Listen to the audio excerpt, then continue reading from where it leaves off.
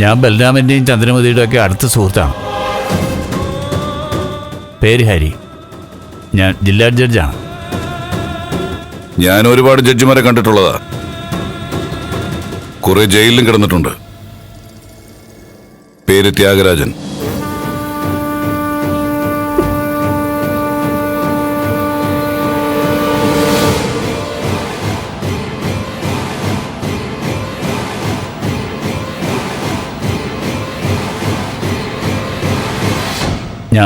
ഞാൻ ചന്ദ്രമതിയോട് കാര്യം സംസാരിക്കുകയായിരുന്നു. യഥാർത്ഥത്തിൽ അത് ത്യാഗരാജനാണ് പറയേണ്ടത്.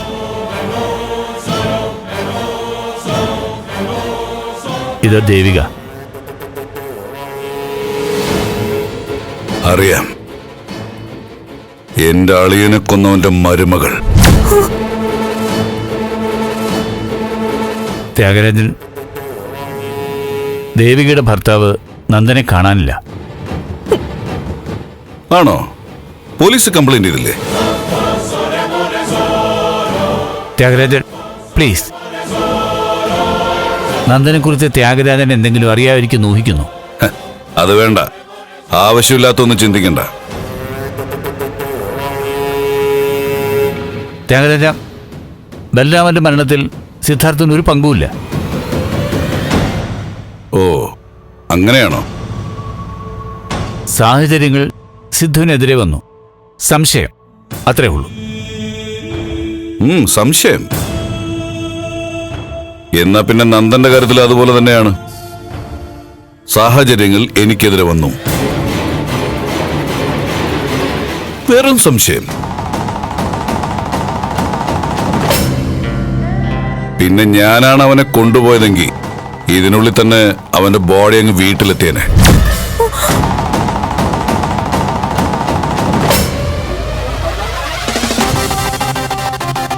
ഇപ്പൊ ശവടക്കിന്റെ സമയമായിരിക്കും.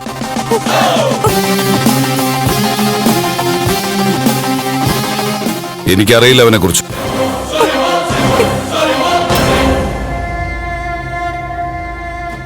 പിന്നെ ഒന്നുകൂടി അവനോട് പറഞ്ഞേക്കണം, എന്റെ കയ്യകലത്ത് വന്നേക്കരുതെന്ന്. പ്ലീസ് സർ, നന്ദു എവിടെയാണെന്ന് സാറിന് അറിയാം. നന്ദുവിനെ വിട്ടു തരണം സർ. ഇറങ്ങിപ്പോ.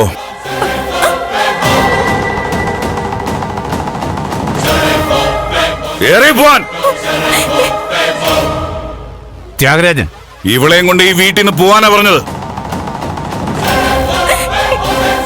ഇല്ലെങ്കിൽ ജഡ്ജി നോക്കി നിൽക്കുമ്പോ ഇവിടെ ഒരു കൊലപാതകം നടക്കും.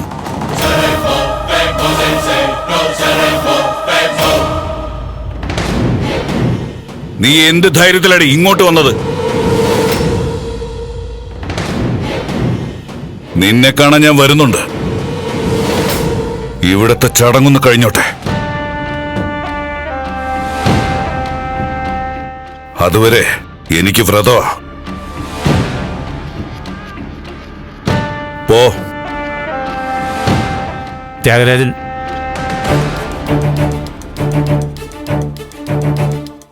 എന്നെ ശിക്ഷിച്ച ജഡ്ജിമാരോട് പോലും ഞാൻ വിരോധം വെച്ചിട്ടില്ല. ഒരു കാര്യമില്ലാതെ, ഒരു പരിചയമില്ലാതെ എന്നെ കൊണ്ടത് തെറ്റിക്കരുത്.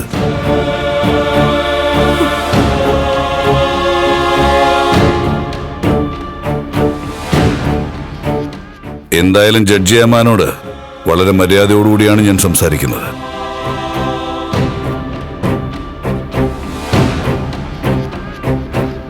മര്യാദയ്ക്ക് ഇവളെയും വിളിച്ചോണ്ട് പോയില്ലെങ്കിൽ